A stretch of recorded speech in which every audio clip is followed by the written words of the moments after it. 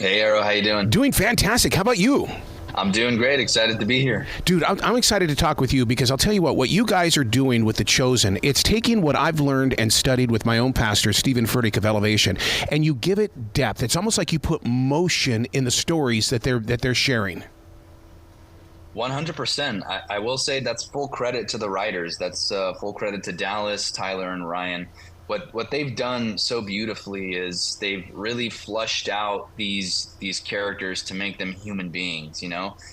Normally I feel like when people are, if they know about this story or they've studied it or whatever it is, they tend to look at these figures as above them. They're saints, they're images on stained glass windows. But what The Chosen has done so beautifully is they've flipped the script and they've brought them down to the audience's level. They're people with. Oh, sorry, go ahead. I was going to say, it is at our level because we get to see them in motion and it's not an interpretation. Yeah, exactly. I mean, these are people with hopes and dreams. They're people that have genuine love for one another. They're people that struggle with anxiety. They struggle with vying for power amongst one another, jealousy. I mean, these are all superhuman things that we can relate to. And I mean, I've had a lot of people contact me or DM me, and same with my other castmates, and they'll send us messages saying, I see myself in Thomas Yes. with what he has gone through in season 4, or people would DM Lara, who plays Eden, and they would say, I had a miscarriage, the same way Eden did in season 3, and I've never had anyone to talk to about that, and I see myself in her. So it's been such a wonderful thing. And don't you think that one of our connections, I mean, when you really kind of peel things back a bit, one of the reasons why we are connected to The Chosen for all of these seasons is because you're not dealing with the internet. There's no digital devices. It is a realm of reality when it comes to life, and we can tap into it because they're dealing with life where today we run from life. Yeah, I guess so. I mean, although there are some positives to technology that we have nowadays, there's definitely an element of wanting to disappear, particularly with social media and stuff like that. And here's this TV show that is a time period where you can't really escape things. I mean, you're dealing with a lot of poverty. You've got Romans at every corner, waiting to kill you with any sort of excuse. And at the same time, they're all just trying to survive. But here comes this guy that tells them he's going to save them and he has bigger plans for them. And it's so cool to see how everyone jumps in wholeheartedly and really wants to fight to make it right, to make their society better. They talk about that a lot during the show. Is they're always wanting, their home and their people to be greater than what they are right now. What's very warm about The Chosen is the fact that it doesn't matter where you are on the religious map or who you study with or what your denomination is, we can all talk about it. And I find myself in those conversations with people where it was like, I ain't talking religion with you, but yet you can talk about The Chosen. Yeah, that's exactly it. You hit the nail on the head, Arrow. I mean, regardless of your faith background or your belief system or anything like that, at the end of the day, this is a story about human beings. And I think that's what's given the show so much success is, again, they just see themselves in these characters. And also for people that are from those types of backgrounds, I've noticed that it's really changed their perspective a lot. They've been able to identify with things in a much deeper and more specific way, and I think it's hitting home for a lot of people. I would love to be in that writing room, and the reason why is because they are so spot on when it comes to continuity, and that right there takes conversation. So I would love to be a part of a team like that where it's like, guys, let's talk about this before we deliver it to the actors. Absolutely. I know. I mean, I would also love to be a part of those writing rooms and see how they make it. But whenever we get the scripts before the season, I mean, it's each season gets better than the next, and you really do see how they want to flush out the storyline of characters. Thomas, for example, in season 4, up until that point, from seasons 1 through 3, we're building up to this sort of romance that he has with Rayma, and he's becoming more confident and he's getting out of his worrisome type of personality into something a little braver and more fun. And then all of a sudden, out of nowhere, season 4 hits and he goes through this extremely traumatic event, and the entire course of his life has completely changed. And you can kind of see how that, sets into motion this idea of where the doubt comes from for Thomas. And to me, that's a really wonderful example of how the writers have taken, a very brief line in text and flushed it out to this thing that people can connect to on a human level. Joey, there's a doubter in each and every one of us, and doubting Thomas is somebody that we can all really kind of nestle up to and ask questions. Yeah, absolutely. I mean, it's been so wonderful to be getting messages from fans, and they're saying things like, "I really see myself in Thomas." Yeah. I've been struggling with this aspect of my life, and because of Thomas's story, I feel like I've been able to maybe confront it or heal a little bit more, or maybe I'm still struggling, but now have the courage to start moving forward. And that's why we do what we do as actors and artists. We want to affect humanity in a way to where they feel seen. And I think The Chosen has done that successfully. Would you ever want to see this up on the big screen? Only because, I mean, the drama and the quality is there for the big screen, or is it one of those where it's about a personal relationship and that can be at home? I mean, we've definitely had it up on the big screen, which has been so cool to see. We released the show before we release it to streaming. We always tend to release like 2 or 3 episodes at a time in movie theaters. Wow. And I have gone to those screenings before whenever we've done our premieres, and it's a different vibe to be able to hear the audience react to certain things, or they'll laugh in moments that you didn't even think were funny, or they'll get emotional during stuff that maybe you thought wasn't emotional. I mean, it's truly a really lovely thing, but it's also, I think it can be consumed in any type of way, with the family at home, with your friends, on TV, or even just yourself watching on your phone. Either way, it still works and people feel connected to it. I'm one of those people that will study body movements as well as eye language when it comes to my actors on that flat screen TV. I want to say that you guys all get along in real life. This is not just an acting job. You guys have a real physical family atmosphere. That's completely accurate, Arrow. Wow. Yeah, all of us, when we came on to the show, I mean, for some reason we all just really connected. I think a lot of us have similar interests, and we're all relatively similar in age and whatnot. And it's basically like a family on the set, because we're always joking around with each other, and even when we're not shooting, we all live in fairly similar cities, to the point where we're like, hey, you want to go grab lunch? You want to go grab a bite?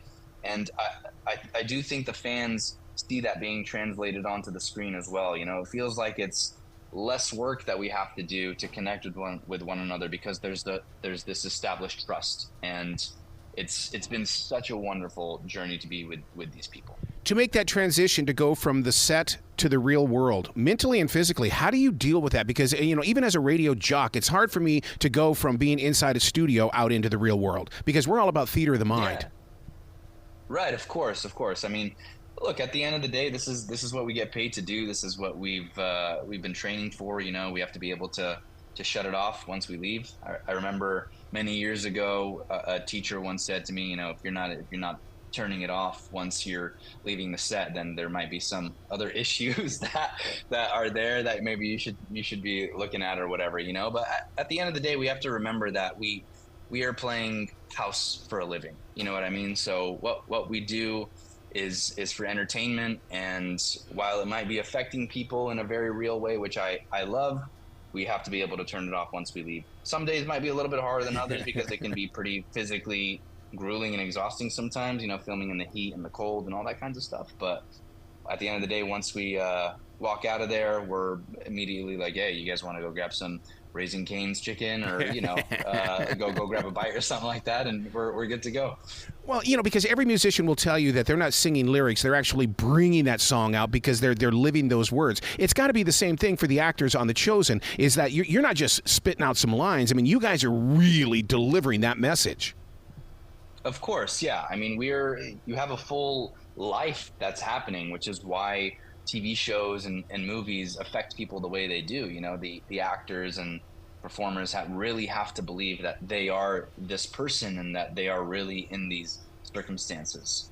Yeah. That's why actresses like Viola Davis are so good, because you never feel like they're phoning it in, or rest in peace, like Philip Seymour Hoffman, for example, was incredible at doing that. You never felt like they were acting, and hopefully we're doing the same thing for the audience, to where they believe it to a point of actually thinking we are these people. Do you think the creators of the show, the writers as well as the actors, are pioneers in this business? Because I have never heard of a television show that has its own app. Is this, I mean, this is outreach right here, when you've got your own app and anybody can get on it at any time and stay caught up.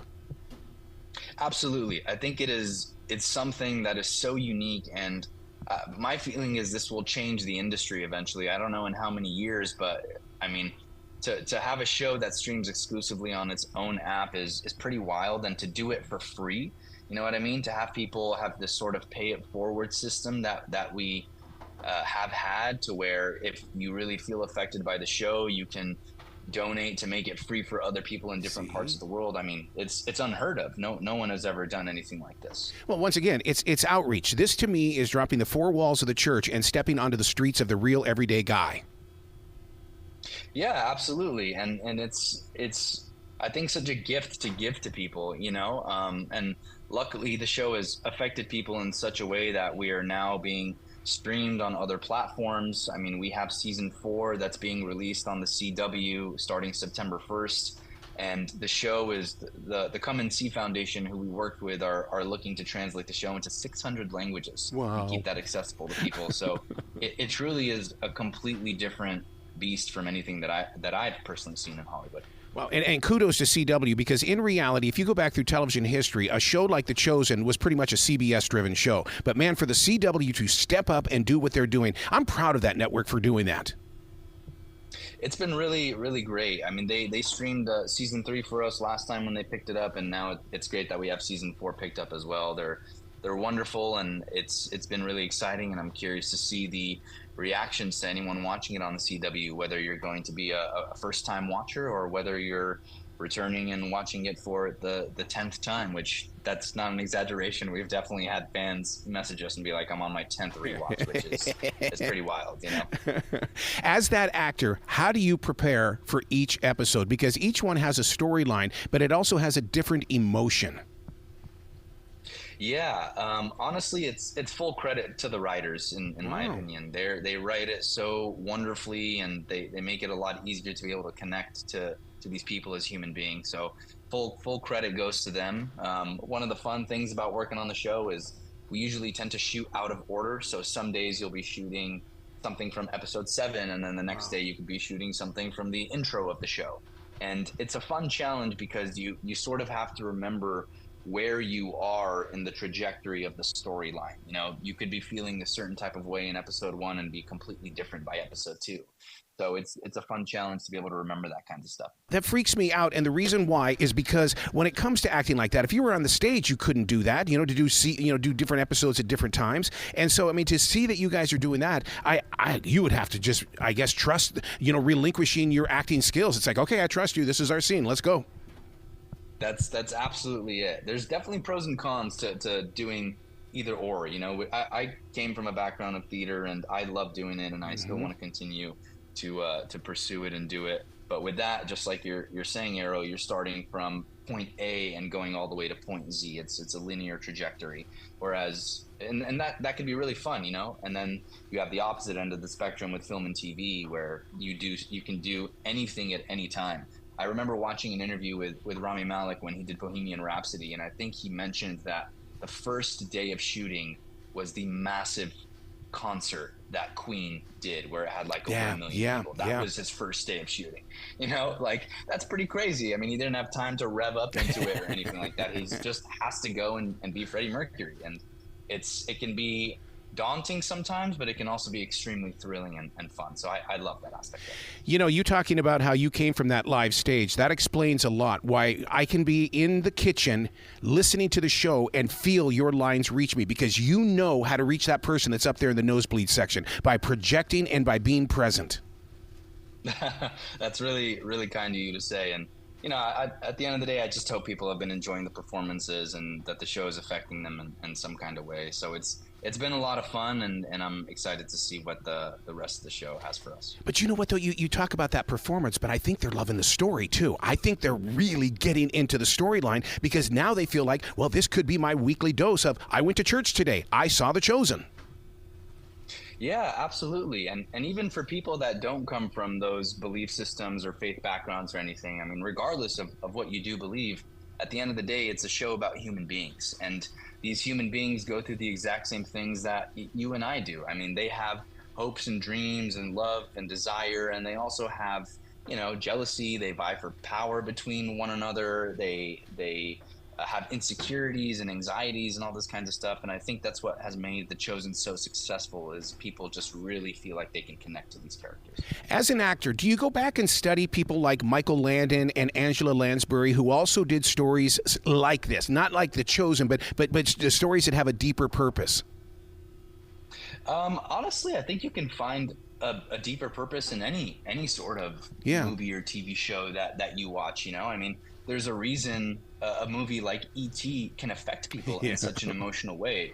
You know what I mean? Like, I remember watching that as a kid and feeling really moved by that, because it's about the human experience. It would be the same thing for watching Game of Thrones. I mean, the reason it was such a popular show at that time is because it related to the human experience, and the writing was so phenomenal. So I think anytime you get a project that has a high caliber of writing, directing, acting, set design, everything coming together in a really kind of symphony in a beautiful way, it's going to be successful, and people are going to relate to it no matter what the subject matter is. Do you find yourself getting into acting in the way of directing and writing? Because, I mean, you're on such a powerful stage now. It's like, I would love to direct one of these episodes. I mean, I would love to do that. I think Dallas is holding on to these episodes, very, very strongly, and I'm pretty sure he's going to be the only one to do it all the way through season 7. But absolutely, I mean, being on the show has really, really sparked my interest in directing a lot. I don't know why, but I kind of equate it similarly to NFL coaching or sports coaching in some kind of way. Like, anytime I've been watching sports, I've been now seeing it from the perspective of, okay, why are they in this formation, or why did the coach run this play? I don't know. There's something really exciting to me about being able to lead a team of people and have them execute your vision. There's something really cool about that. So directing is definitely something that I would love to explore throughout my career as well. See, I call that listening beyond sound. Like when you can sit down and listen to a song and you can hear every single musical instrument. And it's just such a great place to be when you can really separate things and then bring it all back together. It's really fun. I mean, I agree with you. It feels almost like completing a puzzle in some type of way, or the same feeling as like conquering an escape room. There's something particularly with directing, and I like to practice it whenever I help friends tape auditions and stuff like that. There's something really satisfying and cool in being able to give somebody a note or ask them a question to prompt them to think of something in a different way, and then once the camera starts rolling, you see them execute that exact thing that you were trying to get across to them. It's just, to me, it's so satisfying and so fun. I don't know, it feels like it's your baby in a way. You know what I mean? Like you're raising them in some kind of way. Wow. What is a website that people can go to find out more about you, to hook up with The Chosen, to begin the journey? I realize that you said you guys are already doing season number 7 with number 4 starting on the CW, but where can they go to get caught up? If you want to look anything up about me, you can find me on Instagram at Joey Vahedi. If you're looking to find out some more information about the show, just download the Chosen app. We have all the episodes on there, as well as a bunch of bonus features and behind the scenes content and stuff like that. And the show also streams on really any major platform that you can think of. We've got it on Netflix, on Amazon Prime, it's on Roku, on Peacock. And most recently, it's going to be on the CW September 1st. It'll be season 4.